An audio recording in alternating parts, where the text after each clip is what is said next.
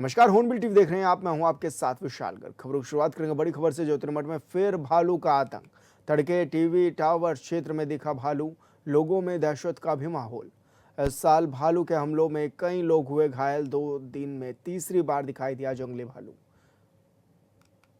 तो ऐसे में ट्रिक्विलाइजर लगाकर पकड़ने की तैयारी में है वन विभाग। संवेदनशील इलाकों में रात को गश्त भी तेज कर दी गई है। प्रशासन ने रात में बाहर न निकलने की अपील भी लोगों से की है। तो बड़ी खबर आप तक पहुंचा रहे हैं, जहां पर 2 दिन में तीसरी बार दिखाई दिया जंगली भालू, और ऐसे में लोगों में दहशत का माहौल भी है।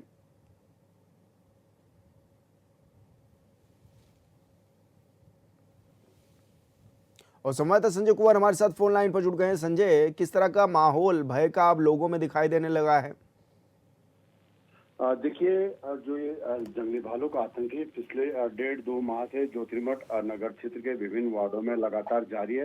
हम्म। हालांकि इसको पकड़ने के प्रयास जो नंदा देवी राष्ट्रीय पार्क द्वारा जो है किए जा रहे हैं, क्यूआरटी की टीम जो है मौके पर है, लेकिन जिस तरह से पिंजरा लगाने के बावजूद जो है भालू जो पकड़ में आ रहा है और उद्यम मचा रहा है, तो उसको लेकर के जो पार्क प्रशासन भी जो है परेशान है, और साथ ही ग्रामीणों में भी दहशत का माहौल है, क्योंकि शाम ढलते ही जो है भालू जो है आबादी वाले क्षेत्रों में विचरण करते हुए साफ नजर आ रहा है। कहीं कहीं तो दूसरी मंजिल तक जो है भालू खाने की तलाश में पहुंच जा रहा है। और जानकारों की माने तो ये जो मौसम परिवर्तन, मौसम चक्र में जो परिवर्तन हो रहा है, इसके चलते जो है भालू के व्यवहार में भी जो इस क्षेत्र में परिवर्तन दिखाई दे रहा है। और शीत निद्रा में जाने से पहले उन्हें भरपूर भोजन की जरूरत होती है, और साथ ही जो इसके लिए जो है भालू हर तरह के हथकंडे अपना रहा है, और गौशाला से लेकर के तमाम जो आबादी वाले इलाकों में वहाँ भी नजर आ रहा है। लिहाजा वन विभाग की नजर जो है बनी हुई है, और टीवी टावर से लेकर मारोड़ी के बीच में जितने भी जो भालू जो एग्रेसिव मूड में है, तो उन्हें जो है ट्रैकुलाइज करने की तैयारी चल रही है, बशर्ते जो ये पिंजरे लगाए गए हैं, इन पिंजरों के आसपास जो है भालू की मूवमेंट हो। जी। लेकिन संजय, ऐसे में कितना खतरनाक ये भालू माना भी जा रहा है, और अभी तक किस तरह की घटनाओं को अंजाम भी दे चुका है? देखिए, इस वर्ष की बात की जाए तो शीतकाल में भालू नगर क्षेत्र की बात की जाए तो भालू भालू ने जो है करीब आधा दर्जन जो है मवेशियों को जो है घायल किया है। हालांकि जो धन जन की हानि की बात की जाए तो अभी जो मनुष्य और वन्य जीवों के संघर्ष में अगर भालू का जिक्र किया जाए तो इस क्षेत्र में अभी ये संघर्ष कम ही देखने को मिला है। लेकिन एक कौतूहल का विषय बना हुआ है, क्योंकि जिस गली में शाम ढलते ही देखा जा रहा है, लोग वीडियो वायरल कर करके जो है इसका जो तमाशा देख रहे हैं भालू का, क्योंकि ये आम बात हो गई है। शाम ढलने और सुबह पौ फटने से पहले जो है भालू नगर क्षेत्र के विभिन्न वार्डों में, गलियों में, गौशालाओं में और खेतों में जो है साफ नजर आ रहा है। जिस तरह से पालतू जानवर नजर आते हैं, उसी तरह से ये जानवर जो है आम खुले घूम रहा है, जो नंदा देवी राष्ट्रीय पार्क के लिए भी चुनौती बना हुआ है। जी जी बिल्कुल संजय, बहुत शुक्रिया आपका तमाम जानकारी साझा करने के लिए। मुख्यमंत्री पुष्कर सिंह धामी ने नई दिल्ली में केंद्रीय रक्षा मंत्री राजनाथ सिंह से मुलाकात की है। मुख्यमंत्री ने केंद्रीय मंत्री से एयरफोर्स ऑडिट ब्रांच देहरादून में ही यथावत रहने देने और ग्वालदम, नंद केसरी, थराली, देवाल, मंडोली वान मोटर मार्ग के रखरखाव का कार्य लोक निर्माण विभाग से ही कराए जाने का भी अनुरोध किया है। मुख्यमंत्री धामी ने अवगत कराया है कि एयरफोर्स ऑडिट ब्रांच लंबे समय से देहरादून में बिना किसी व्यवधान के संचालित हो रही है। प्रदेश की सीमाएं चीन और नेपाल से लगने और यहाँ सेना और सुरक्षा बलों के अनेक अहम प्रतिष्ठान होने के कारण देहरादून का सामरिक महत्व अत्यंत अधिक है। रक्षा मंत्री ने मुख्यमंत्री को सभी विषयों पर सकारात्मक रूप से विचार करने का आश्वासन दिया है।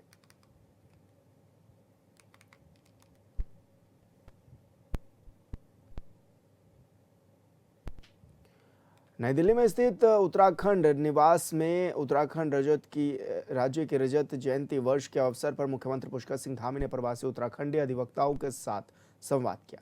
इस दौरान उन्होंने राज्य के विकास के लिए अधिवक्ताओं के साथ गहन विचार भी किया। ऐसे में उन्होंने कानून व्यवस्था को पारदर्शी और प्रभावी बनाने के लिए सरकार की ओर से किए जा रहे प्रयासों और नीतिगत पहलों की भी जानकारी साझा की है। मुख्यमंत्री ने अपने संबोधन में बताया कि सरकार ने राज्य में व्यापक हितों को ध्यान में रखते हुए ऐतिहासिक और कठोर कानून भी लागू किए हैं।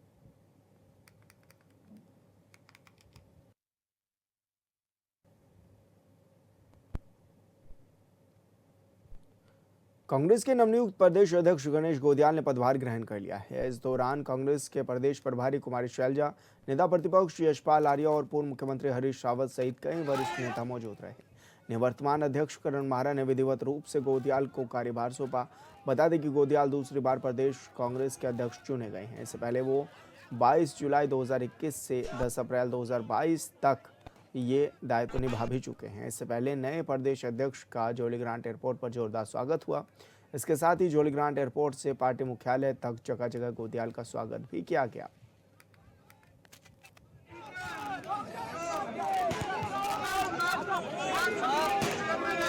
जो जिम्मेदारी राष्ट्रीय नेतृत्व ने सौंपी है, उस जिम्मेदारी का निर्वहन पूरी निष्ठा के साथ करने का काम करें। आज जो हालात हैं, जो परिस्थितियां हैं, जो स्थिति है, वो आपके सामने है। हर वर्ग सड़क पर संघर्ष करने का काम कर रहा है और उत्तराखंड के लोगों ने बदलाव का मन बना लिया है। 2027 में कांग्रेस की वापसी होना सुनिश्चित है। देखिए, एक तो गणेश गोदियाल जी की जो शैली है वो बहुत प्रभावी है और अगर सारा नेतृत्व गणेश गोदियाल जी के संग कंधे से कंधा मिलाकर अगर चुनाव लड़ाएगा तो 27 निश्चित ही कांग्रेस की झोली में आएगी और हमें भरोसा है कि गणेश गोदियाल जी के नेतृत्व में कांग्रेस मजबूत होगी। मुझे CWC का विशेष आमंत्रित सदस्य बनाया, मेरे लिए इससे गौरव का क्षण नहीं हो सकता। मेरा बहुत लंबा कार्यकाल में केवल 27-28 साल की मेरी राजनीति है और जिस तरीके से मुझे ये मौका मिला है, मैं हाईकमान का बहुत शुक्रगुजार हूँ और कोशिश करूंगा उस पोजीशन का फायदा पार्टी के हित में जितना मैं कर सकूं वो करूं और जो हमारे पर्वतीय क्षेत्र के खासकर जो 9 हिमालय राज्य हैं उनकी जो मूलभूत समस्याएं हैं उनको वहां साझा कर सकूं ताकि कांग्रेस की मदद से आने वाले भविष्य में हम इन क्षेत्रों को लाभ पहुंचा सकें। चुनाव अभियान समिति के अध्यक्ष के रूप में माननीय पीतम सिंह जी और चुनाव प्रबंधन समिति के अध्यक्ष के रूप में डॉक्टर हरीश रावत जी कार्यभार ग्रहण कर रहे हैं और निश्चित रूप से ये हमारे अनुभवी नेता है जिनका पार्टी के प्रति योगदान रहा है और जिन्हें पार्टी को 2027 के लिए एक बड़ी जिम्मेदारी दी गई है और मुझे विश्वास है इन सभी के नेतृत्व में कांग्रेस एक नई भूमिका में दिखाई देगी। हम उत्तराखंड में विजय रथ जो बीजेपी का है उस रथ को न केवल रोकेंगे बल्कि उसको उलट भी देंगे जैसा हमने 2002 में किया। उत्तराखंड में पक्षियों की गणना का 2 दिवसीय उत्तराखंड बर्ड काउंट मिशन 2025 का समापन हो गया है। यह उत्तराखंड पक्षी गणना प्रदेश के सभी 13 जिलों में हुई। इस दौरान बर्ड वॉचरों को कई दुर्लभ प्रजाति के पक्षी भी नजर आए। वहीं चमोली में भी पक्षी प्रेमियों में बर्ड काउंट को लेकर काफी उत्साह नजर आ रहा है। इस अभियान में पक्षी प्रेमियों के साथ ग्रामीण समूह, विधायकों के विद्यालयों के बच्चों और नेचर गाइड NGO से जुड़े सभी लोग शामिल रहे।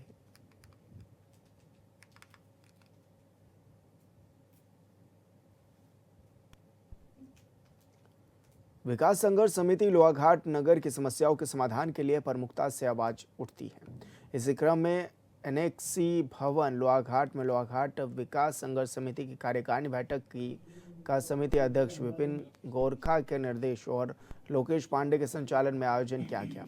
अध्यक्ष विपिन गोरखा ने बताया कि बैठक में लोहाघाट विकास संघर्ष समिति ने निर्णय लिए हैं।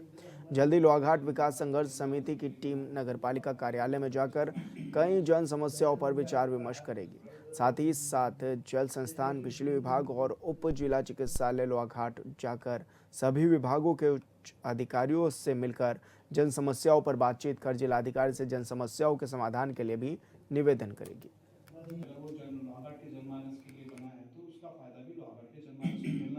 बैठक में आपका हार्दिक स्वागत। विकास संघर्ष समिति कार्यकारिणी की बैठक है और इस कार्यकारिणी में हम लोगों के 3-4 मुद्दे हैं। जैसा कि आपको तो पता ही है कि लोहाघाट विकास संघर्ष समिति ने बहुत सारे मुद्दे लगातार जन समस्याओं को लगातार उठाया है और उनमें कहीं ना कहीं शासन प्रशासन ने काम भी किया है और अभी इसी सिलसिले को देखते हुए लोहाघाट विकास संघर्ष समिति जल्द ही लोहाघाट नगर पालिका में जाके पहला काम ये करेगी कि जो अभी हमारी जो विभिन्न मुद्दे हैं, जन मुद्दे हैं, तो उसमें ईओ साहब से मिलके बातें करेगी और उनकी समस्याओं के समाधान के लिए कोशिश भी करेगी। पहला तो ये है कि हम नगर पंचायत में अब ये डिसाइड करेंगे कि कब हमने जाना है नगर पालिका में, और हमारी पूरी की पूरी टीम नगर पालिका में जाके ईओ साहब से विभिन्न मुद्दों पे बात करके उसकी भी हम आपको सूचना बाद में। भाजपुर कोतवाली में थाना दिवस का आयोजन किया गया, जहां काशीपुर एसपी स्वप्न किशोर सिंह ने लोगों से मिलकर उनकी समस्याओं को सुना और उनका तत्काल समाधान करने के अधिकारियों को निर्देश भी दिए हैं। बता दें कि लोगों की समस्याओं का समाधान करने के लिए उच्च अधिकारियों के निर्देश पर भाजपुर कोतवाली में थाना दिवस का आयोजन किया गया। थाना दिवस में पहुंचे काशीपुर एसपी स्वप्न किशोर सिंह ने कई लोगों की समस्याओं को सुना, जहां लोगों ने यातायात, पारिवारिक और सामाजिक सहित अन्य समस्याओं को अधिकारियों के समक्ष भी रखा है।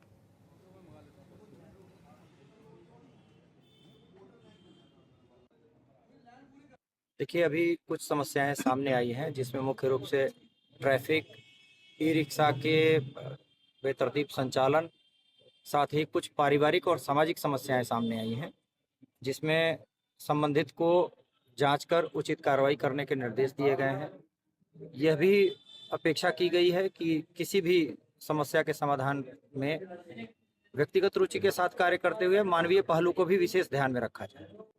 आर्थिक रूप से जो पिछड़े वर्ग हैं या कमजोर और संवेदनशील वर्ग है, उसके प्रति विशेष संवेदनशीलता का परिचय देते हुए समस्याओं का समाधान करने की हर संभव कोशिश की जाए। नशे की समस्या का केवल एक पहलू नहीं है, इसके विभिन्न पहलू हैं, जिसमें पुलिस जो सप्लाई सेक्शन है उसको कट करने के लिए निरंतर प्रयासरत है। राष्ट्रीय प्रेस दिवस के मौके पर बीते रविवार को हरिद्वार प्रेस क्लब में बढ़ती गलत सूचनाओं के बीच प्रेस की विश्वसनीयता की रक्षा विषय पर एक गोष्ठी का आयोजन किया गया। वहीं जिला सूचना विभाग की ओर से आयोजित परिचर्चा में मुख्य विकास अधिकारी ललित नारायण मिश्र और एसडीएम प्रशासन भी अतिथि के रूप में शामिल हुए। इस दौरान प्रेस क्लब के पत्रकारों ने पत्रकार और पत्रकारिता से जुड़े कई व्यवहारिक समस्याओं को प्रशासन के अधिकारियों के सामने भी रखा। साथ ही सोशल मीडिया के दौर में बढ़ती भ्रामक सूचनाओं को लेकर भी मंथन किया गया है और अधिकारियों ने भी पत्रकारों के सुझावों की सराहना की है।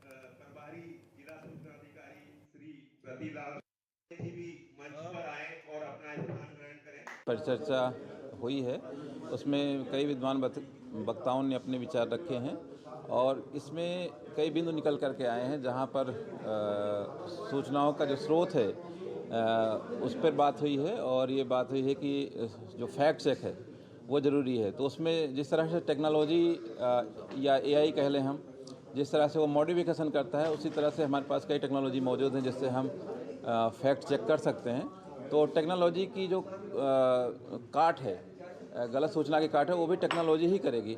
तो मुझे लगता है कि हम जितना इसमें ट्रेंड रहेंगे, जितना टेक्नोलॉजी में हम और अच्छा एडवांस कर पाएंगे। कि जो जिस तरह से सोशल मीडिया में गलत सूचनाएं कह लो या भ्रामक सूचनाएं कह लो, उसी के संबंध में सूचना विभाग के द्वारा और पत्रकारों के द्वारा ये आयोजन किया गया है और उसके रूप में उन्होंने एक जो हमारा राष्ट्रीय प्रेस दिवस है उसको चुना है। तो मुख्य रूप से हमारा उद्देश्य यह है कि जो गलत सूचनाएं आ रही है उसको बाहर करना है और जो सही सूचना है उसको प्लेटफॉर्म पे रखना है, समाज में रखनी है। इसी चर्चा में आज कई बिंदु निकल के आए हैं।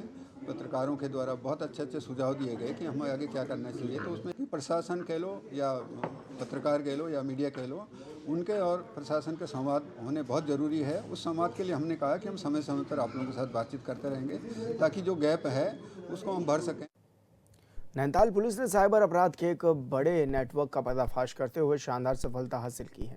एसएसपी मंजुनाथ टीसी ने जानकारी देते हुए बताया कि पुलिस टीम ने अंतर्राष्ट्रीय स्तर पर सक्रिय एक बड़े साइबर फ्रॉड गैंग को दबोचा है, जो एपीके फाइल के माध्यम से मोबाइल फोन हैक कर करोड़ों की साइबर ठगी को अंजाम देता था। जांच के दौरान पुलिस ने 3 करोड़ रुपए से अधिक का संदिग्ध लेन देन भी पकड़ा है। गिरोह के 4 सदस्यों को गिरफ्तार भी इस दौरान किया गया है, जो कि उत्तर प्रदेश, हरियाणा और राजस्थान के निवासी बताए जा रहे हैं। वो कुछ जवाब ही नहीं दे पाते। कुल 11 मोबाइल फोन है उनके। देश को अपराध मुक्त उत्तराखंड बनाना है, इसी दिशा में डीजीपी महोदय और आईजी महोदय का भी आदेश रहता है। कल एक बहुत बड़ी उपलब्धि मिली है नैनीताल जनपद को। सघन चेकिंग अभियान जब चल रहा था, जौलीकोट थाना तल्लीताल जौलीकोट चौकी क्षेत्र में भुजिया घाट पड़ता है, वहां पर जो है एक गाड़ी बहुत संदिग्ध रूप से जा रही थी और बहुत तेजी से जा रही थी, तो उसका इनपुट मिलते ही हमने भुजिया घाट पर हमने रोका, चौकी इंचार्ज जॉलीकोट ने। तो तब जो है 4 लोग संदिग्ध पाए गए और जो है कुछ जवाब ठीक से नहीं दे पाए, और उनके कब्जे में से 11 मोबाइल फोन और मल्टीपल सिम्स, बहुत सारे सिम्स मिले और बहुत सारे चेकबुक्स मिले, 9 डेबिट कार्ड, 3-4 क्रेडिट कार्ड मिले और QR कोड्स मिले, QR कोड्स के स्लिप्स मिले। तो हमें संदेह हुआ और सख्त पूछताछ करने पर पता चला कि ये तो पूरा गैंग है।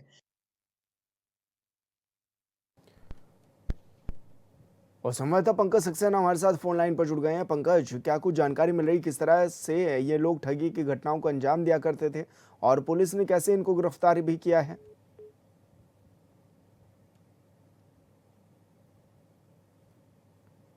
पंकज, आप तक मेरी आवाज पहुंच पा रही है? लगता है संपर्क टूट गया है पंकज से।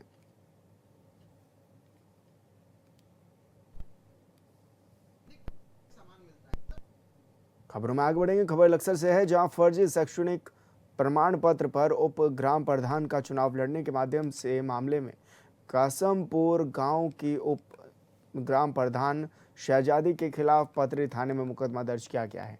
बताया गया कि 2022 में ग्राम पंचायत के चुनाव में उप ग्राम प्रधान पद पर शहजादी ने फर्जी शैक्षिक प्रमाण पत्र लगाकर चुनाव लड़ा था। ये शिकायत जमशेद पुत्र इरशाद निवासी कासमपुर की ओर से की गई थी।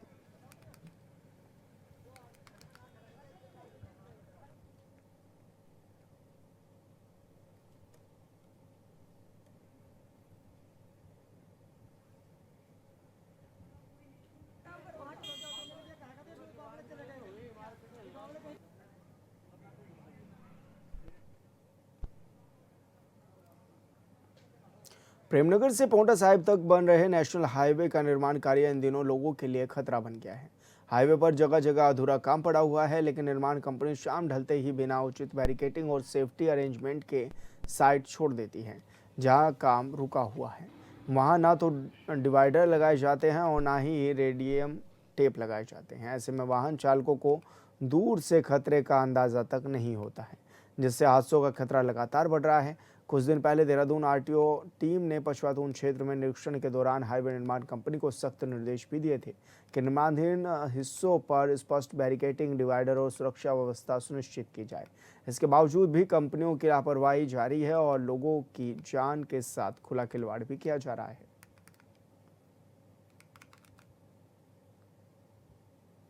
दिल्ली धमाके के बाद हरिद्वार पुलिस पूरी तरह से अलर्ट मोड पर आ गई है। सुरक्षा और सतर्कता के बीच सिडकुल थाना पुलिस ने बड़ी कार्रवाई करते हुए भीड़भाड़ वाले इलाके रोशनपुरी रावली महदूद में अवैध LPG सिलेंडरों का बड़ा जखीरा पकड़ा है।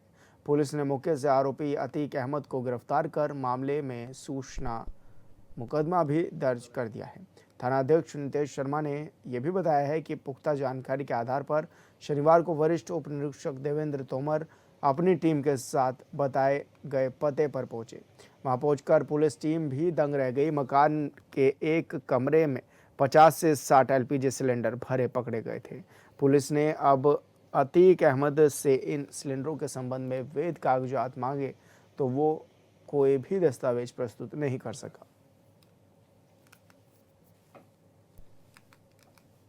पहाड़ की संस्कृति और लोक पर्वों की रौनक एक बार फिर मसूरी में देखने को मिली है, जहां जनजातीय भगवाली का आयोजन किया गया। ऐसे मसूरी कैंपटी रोड स्थित पुरानी टोल चौकी के पास जमकर गीत, संगीत, नृत्य और पारंपरिक वेशभूषा की छटा बिखरी गई। इस पर्व में यमुना और अलगालाड घाटी के प्रवासी बड़ी संख्या में जुटे। वहीं कार्यक्रम का शुभारंभ डीपसा प्रज्वलन से हुआ। इसके अलावा महिलाओं की टीम ने जबरदस्त तालमेल दिखाते हुए मुकाबला जीतकर दर्शकों की खूब तालियां भी बटोरी।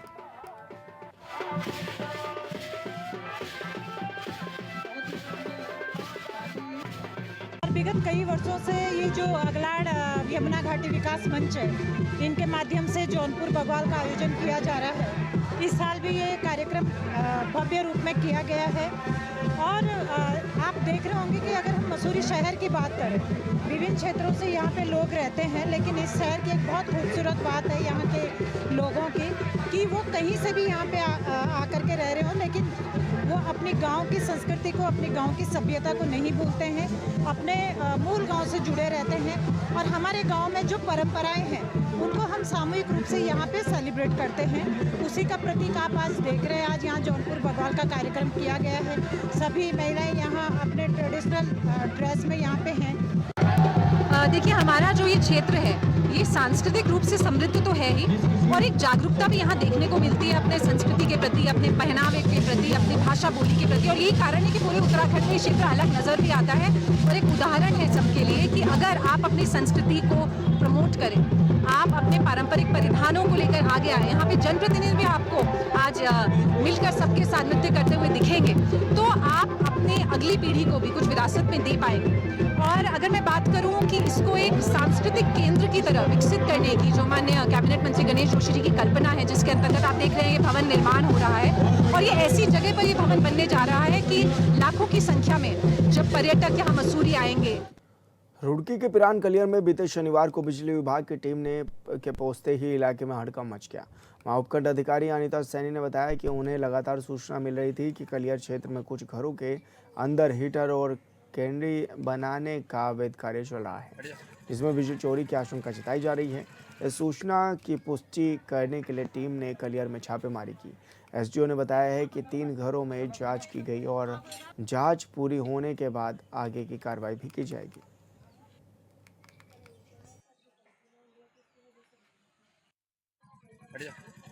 इसमें एक शिकायत थी जिसके आधार पर हम यहाँ पर आए थे। यहाँ से मीटर उतरा हुआ था एक आलम के नाम से। आलम के नाम से पता लगा कि मकान मालिक आलम है, लेकिन उसने किराएदारों को क्या है कि केबल डाल के सप्लाई दे रखी थी, जिसमें पता ये लग रहा था कि उसमें हीटर और ये कैंडी बनाने का, कुछ कॉटन कैंडी टाइप से होता है, वो बनाने का कार्य चला। तो उसी की चेकिंग के लिए यहाँ पर आए हुए थे।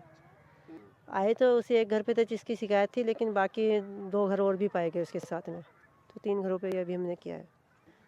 इसमें चेकिंग रिपोर्ट करके उसकी एफआईआर की जाएगी, जिससे कि आगे के लिए हम लोग चोरी ना कर पाए। यही संदेश देना चाहती हूँ कि लोग अगर मान लिया अगर बिजली चलानी है तो मीटर से चलाएं, और उससे मतलब जो वैध कनेक्शन होता है उससे किया जाए, चोरी ना करें, क्योंकि इससे बाकी जो लोग पे कर रहे हैं उन लोगों पे भी बर्डन पड़ता है उस चीज़ का। और फिलहाल इस बुलेटिन में इतना ही। आप देखते रहिए हॉर्नबिल टीवी। नमस्कार।